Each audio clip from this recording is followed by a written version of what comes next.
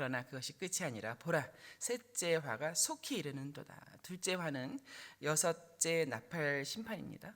여섯째 나팔 심판이 지나갔으나 지체 없이 속히 이어서 셋째 화, 곧 일곱 번째 나팔 심판이 이른다고 해서 종말에 있을 심판은 이렇게 급진적이고 지체함 없이 이미 작정되고 결정된 대로 일사천리로 이루어짐을 알 수 있습니다. 오늘 본문은 여섯 번째 나팔 심판과 일곱 번째 나팔 심판 사이의 삽입 구절입니다. 아주 중요한 본문입니다. 3대 7중 심판을 읽을 때에 우리 독자들을 어렵게 만드는 부분이 이런 삽입 구절들입니다. 군데군데 세부적으로는 7군데나 있어서 이게 지금 내가 무엇을 읽고 있는가 하는 어떤 맥락을 잃어버리게 만들기 때문입니다만 오히려 그 반대입니다. 이런 삽입 구절들이 없이 3대 7중 심판, 21번의 심판을 그저 쭉 나열해버리면 심판에만 몰두하게 되는 것이죠. 심판이 어떠한가, 언제인가, 이 무엇인가 이렇게만 집중하게 되는데 이제 그럴 것이 아니라는 거예요. 그것이 계시의 목적이 결코 아니다. 심판의 주관자이신 하나님의 작정하심과 이 행하심, 궁극적으로는 성도들을 위한 하나님 나라의 성취와 완성이기 때문에 이 심판조차도 과정이고 도구임을 알도록 늘 깨우치도록 하기 위하여서 이렇게 삽입 구절들이 들어가 있는 것입니다.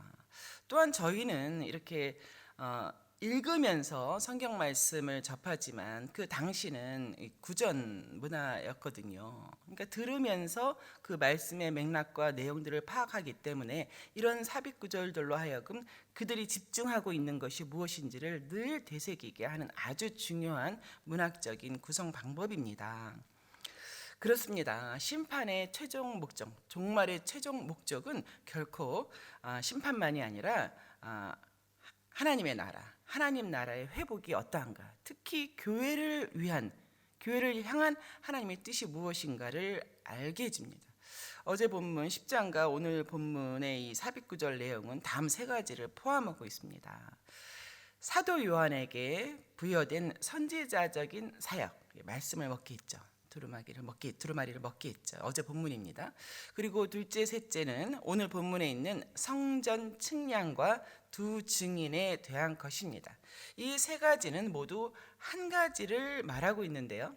그것은 마지막 심판 때에 그 누구보다도 말씀을 맡은 자들의 복음 전파 사역, 이 증언 사역, 증인된 사역이 그야말로 어둠을 비추는 빛으로 또 맛을 내는 소금으로 하나님의 구원의 완전성을 드러내고 있다고 하는 것입니다.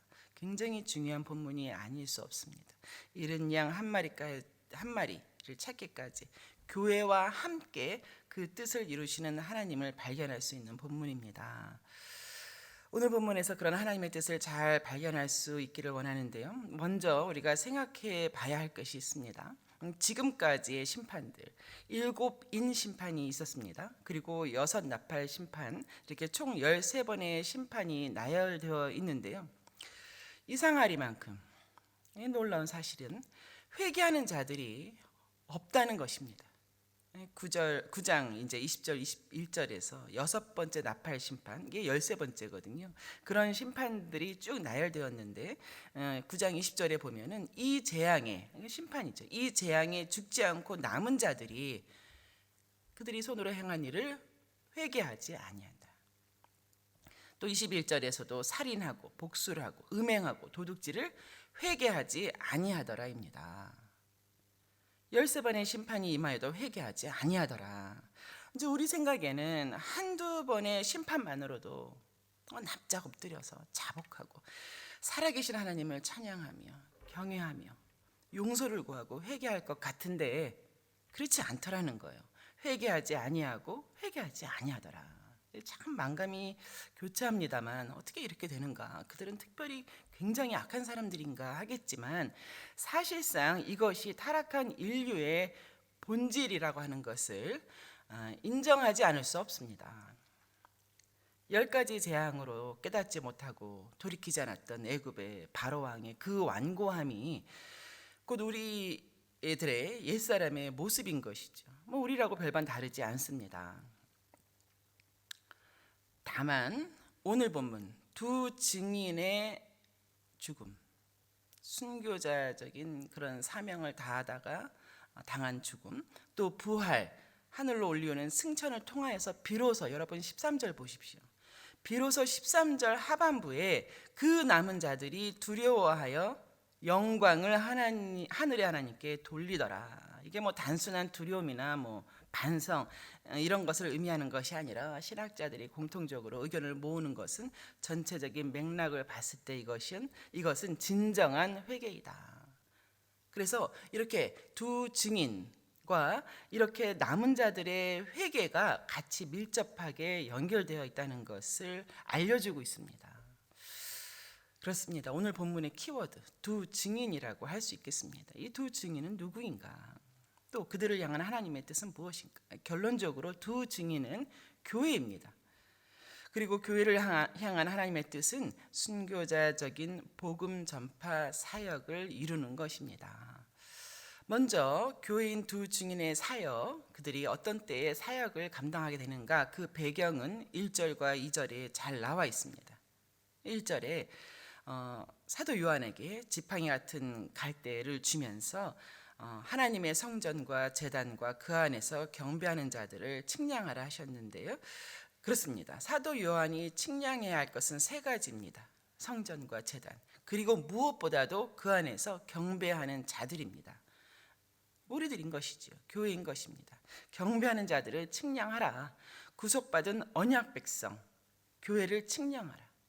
그들을 측량하라 하시는 이유는 보호하고 재건하려는 하나님의 뜻이 있기 때문입니다. 그러나 한편 2절에서는 측량하지 말아야 할 것이 있는데 그것은 성전 바깥의 마당입니다. 이곳은 이방인들에 의해 42달 동안 짓밟힐 것이다 라고 그 기간을 정하셨죠. 42달 동안 짓밟힐 것이다. 이제 이런 상황입니다. 그런데요, 이렇게 이방인들에게 짓밟히는 42달이 3절에 나오는 두 증인의 사역 기간과 동일합니다. 3절에 보면은 1260일, 같은 42달이죠. 다른 표현일 뿐입니다. 1260일을 예언하리라 라고 했습니다. 두 증인, 아까 말씀드린 대로 두 증인은 교회입니다. 또 4절에 나오는 두 감람나무, 두 촛대 모두 교회입니다. 교회에 대한 다른 표현일 뿐이죠. 굵은 베옷을 입고 라고 되어 있는데요. 굵은 베옷을 입고 왜 하나님의 말씀을 증거하고 예언하는가? 이제 마지막 때이기 때문이죠. 마지막이라는 거죠. 그렇습니다. 우리 사역에도 마지막이 있죠. 마지막입니다. 슬픔과 고통 중에 회개를 촉구하는 모습을 묘사하고 있습니다. 이방인들이 그 성전 바깥 마당을 짓밟고 있는 그 동일한 기간에 교회는 가만히 있지 아니하고 전심으로 애통하는 마음으로 마지막 회개, 이것이 마지막 회개를 촉구할 수 있는 기회이다. 이것이 내 사역의 마지막이다. 이후로는 더 이상 이 하나님 나라를 선포할 수도 없고 회개를 촉구할 수도 없다. 마지막이다라는 그런 이제 심정으로 그렇게 했던 것입니다.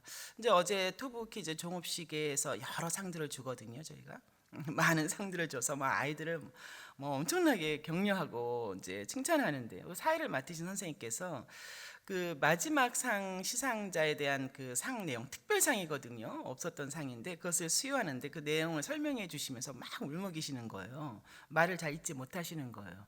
교회 다니지 않는 가정이 뉴질랜드에 자녀 좀 영어 좀 가르치고 하려고 한 이제 1, 2년 작정하고 와 있는 그 기간을 이 이제 선생님이 이 기간에 이것이 내가 정말 마지막이다. 이 아이들에게 복음을 전해야겠다. 이 아이에게 엄청나게 공을 들인 거예요. 그 마음이 얼마나 여러 가지로 조마조마했겠습니까? 그 아버지가 이 아이를 데리고 와서 아버지는 또 도우미로 있으면서 그 아이를 하는데 처음 한두 달 나올까 싶었는데 이게 1년을 꼬박 그렇게 한 거예요. 그니 이 선생님이 너무 감동이 돼서 막 울먹울먹 하면서 너무 학생이 고맙고 너무 기특하고 하나님께 감사하고 이 사역을 할 수 있게 해주신 것에 대해서 감사하는 마음으로 또 장로님이 이렇게 상을 시상해 주시는데, 이것이 바로 두 증인이 굵은 베옷을 입고 그러한 심정으로 마지막 기회다라는 마음으로 그렇게 하나님의 말씀을 예언했던 그 심정과 일반이지 않겠나 싶습니다. 그리고 계속 보겠습니다. 7절에 보니까 저희가 그 증거를 마칠 때에 무적행에서 나온 짐승들에 의해서 죽임을 당합니다. 증거를 다 마칠 때 엄청난 박수와 갈채를 받을 줄 알았는데 죽임을 당한다라고 표현되어 있습니다. 그 시체가 큰 성 길 위에 있고 사람들이 기뻐하면서 자기들이 듣기에는 쓴소리했다는 것이죠. 서로 예물까지 보내면서 그들의 죽음을 비난하고 이제 조롱하는 것입니다만, 거기에 그 히브리어로는 텔레오, 이 텔레오라는 단어가 있는 거예요. 증언을 마칠 때에, 그 마칠 때라고 하는 말 텔레오는 목적을 완수했다, 성취했다, 다 이루었다. 그래서 예수님께서 십자가상에서 마지막 하신 말씀도 같은 어원입니다. 텔레오, 다 이루었다. 그들의 복음 증거가 미완성으로 끝나버린 것이 아니다. 또 무적행으로부터 올라온 짐승의 공격을 못 이겨내서 중도에 포기하고 그렇게 미완성으로 끝난 것이 아니다라는 거예요. 42달 성전 바깥 마당이 짓밟히는 기간 내내 주께서 부여하신 복음 전파 사역을 성취하고 완수한 것이지 이것은 미완성이 아니었다. 이후에 짐승에게 죽임을 당하는 것은 하나님의 섭리이다. 이제 이런 내용입니다. 그들의 죽음이 이방인들이겠죠. 그 사람들에 의해서는 시체 길 위에 버려둔 어떤 조롱거리가 되게 했습니다만, 실로 이러한 두 증인의 죽음에 대해서는 저는 다른 단어를 쓰고 싶은데요. 이 전쟁에서 나라를 위하여 이렇게 싸우다 죽는 그런 군인들에 대해서는 우리가 산화라는 단어를 씁니다. 산화. 꽃이 흩어져 날아가는 것 같기도 하고, 꽃이 만개한 이후에 이제 열매를 맺으실 열매가 될 것을 남겨놓고 꽃이 떨어지는 그 산화입니다.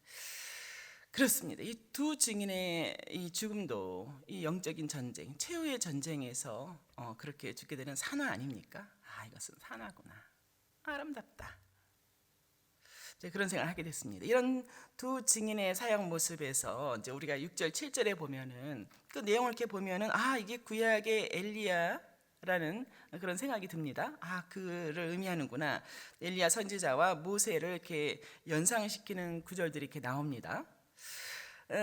이런 순교자적인 사명을 이제 완수한 그런 사람들의 사역 모습 중에서 두 가지를 이야기했습니다만, 여러분은 어떠세요? 누구보다도 정말 텔레오 하기 위하여서, 완수하기 위하여서 최선을 다한 사람 중에 이제 여러분 잘 아시는 사도 바울이 있지 않습니까?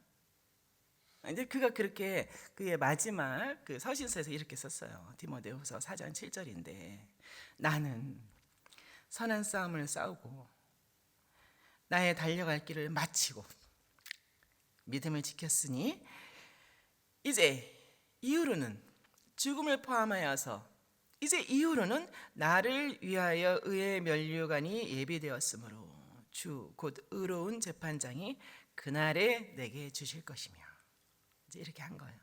내게만이 아니라 주의 나타나심을 사모하는 모든 자에게도이니라 라고 이야기를 했죠.